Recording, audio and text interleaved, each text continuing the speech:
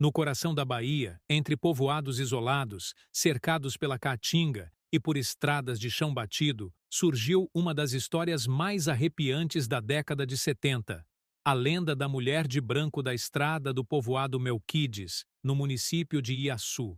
Quem viveu naquela época garante, não era invenção de criança ou conversa de beira de fogão.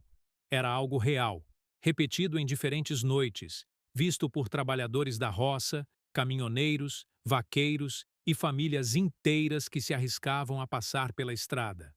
A aparição surgia sempre no mesmo lugar, em frente ao imponente morro da Fazenda dos Medrados, diante da porteira de madeira da Fazenda Algodão de Seda, e bem ao lado da antiga casa de farinha que ficava esquecida no meio da bifurcação. Homens fortes, acostumados ao peso da enxada e do gado bravo, confessavam sentir os cabelos da nuca se arrepiarem só de ouvir o barulho do vento naquele trecho. As mulheres, cuidadosas, preferiam esperar amanhecer a ter que atravessar sozinhas aquela estrada. Até os animais, cavalos, bois, cachorros, se mostravam inquietos ao passar pelo local. Hoje, mais de 50 anos depois, essa história ainda ecoa em rodas de família, nas conversas em feiras e nas noites de São João, quando os mais velhos sentam para contar causos. E é nessa memória coletiva que a mulher de branco continua viva, alimentando o medo e a curiosidade de quem ouve falar da Estrada de Melquides. A Estrada de Melquides era uma via simples de terra batida, aberta em meio à caatinga. À noite, o breu era profundo. Não havia postes de luz, apenas a claridade da lua, que quando cheia iluminava o chão como se fosse prata. O silêncio era quebrado por sons típicos da noite sertaneja. Grilos, o coachar de sapos perto dos riachos e, de vez em quando, o uivo distante de cães ou lobos-guarás. A bifurcação era conhecida de todos. Formava um Y no meio da pista, largo, que dividia os destinos. À direita, a porteira pesada da fazenda Algodão de Seda, onde bois mugiam e cavalos relinchavam. Ao centro, uma antiga casa de farinha, hoje abandonada, mas que no passado foi ponto de encontro de trabalhadores. À esquerda, o vasto pasto, guardado pelo Morro dos Medrados, cuja silhueta se recortava contra o céu estrelado.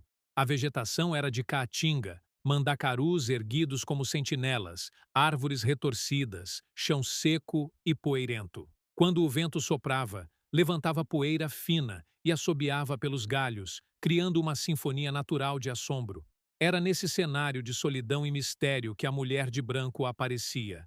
O primeiro relato conhecido foi de um agricultor voltando da feira de Iaçu. Era noite de lua cheia, e ele vinha cansado, carregando um bogoió de compras e guiando um jegue. Ao se aproximar da bifurcação, viu parada no meio da estrada uma figura feminina de roupas claras, imóveis ao vento. Ele pensou que fosse alguém da região, mas ao se aproximar percebeu que a mulher não tinha rosto definido. O coração disparou, o frio percorreu-lhe a espinha. O animal empacou, recusando-se a seguir. Outro relato veio de um caminhoneiro. Ele subia a estrada carregado de abóbora quando, de repente, teve que frear bruscamente. Uma mulher estava no meio da pista. Desceu do veículo para ajudá-la, mas ao olhar em volta, não havia ninguém. A estrada estava vazia, o silêncio sepulcral. Com o tempo, as histórias se multiplicaram. Uns diziam que a mulher era alta, magra, de cabelos longos, vestida com um vestido branco antigo, quase de noiva. Outros juravam que era apenas um vulto, uma sombra clara que se dissipava ao olhar fixamente. Sempre ali, sempre na mesma encruzilhada. Não demorou para o medo se alastrar. Os moradores de Melquides começaram a evitar a estrada após o pôr do sol. Vaqueiros iam em grupos, cantando alto para espantar o silêncio. Caminhoneiros preferiam dar a volta por caminhos mais longos, mais seguros.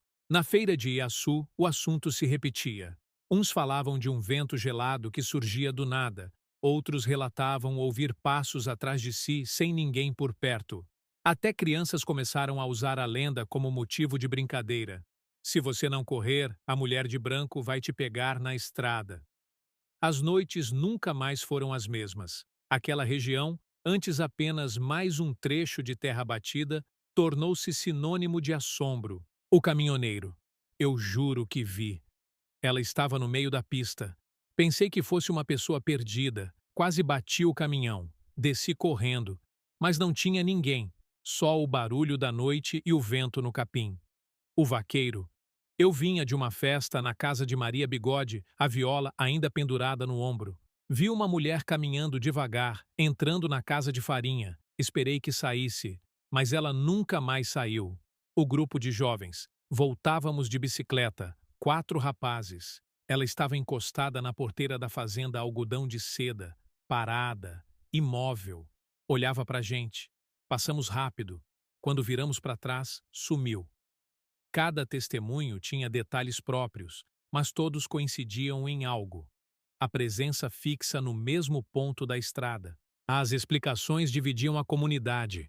Para os religiosos, era uma alma penada pedindo orações. Para os supersticiosos, o espírito de uma jovem que morreu de forma trágica naquela estrada. Alguns falavam em promessa não cumprida, casamento desfeito ou morte violenta. Os céticos diziam que tudo não passava de imaginação, medo coletivo ou efeito da bebida.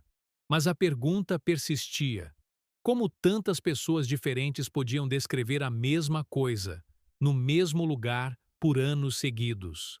A mulher de branco não era exclusividade de Iaçu. Por toda a Bahia e pelo Brasil, histórias semelhantes circulavam. Mulheres pedindo carona em estradas, aparições em janelas de casas antigas, vultos em beiras de rio. Mas em Iaçu havia uma diferença fundamental. A aparição tinha endereço certo, sempre no mesmo ponto da estrada de Melquides, sempre entre a porteira da Algodão de Seda, a casa de farinha e o Morro dos Medrados. Isso reforçava a crença de que aquela alma estava presa ali como se guardasse algum segredo nunca revelado. Décadas se passaram, mas a lenda permaneceu. Moradores antigos ainda evitam passar por ali de noite. Outros contam a história para filhos e netos, sempre com arrepios na voz. O lugar ficou marcado na memória coletiva como um ponto de assombração. Alguns dizem que, em noites de lua cheia, ainda é possível sentir o vento gelado e ouvir passos invisíveis na bifurcação. Outros juram que já viram vultos brancos atravessando a estrada. Para os mais céticos, é apenas lenda. Para os que viveram, é memória real de medo e mistério. Se era apenas fruto da imaginação, nunca saberemos. Mas o fato é que a mulher de branco da estrada de Melquides marcou para sempre o município de Iaçu. Sua figura, ora fantasmagórica, ora humana, continua viva na lembrança de quem ousou atravessar aquela estrada. E até hoje, ao passar pela bifurcação, muitos ainda aceleram o passo ou fazem o sinal da cruz. E você? Se estivesse sozinho naquela estrada escura, entre o Morro dos Medrados e a fazenda Algodão de Seda, teria coragem de atravessar? Curta, comente e compartilhe. Sua interação mantém viva a tradição das histórias de assombração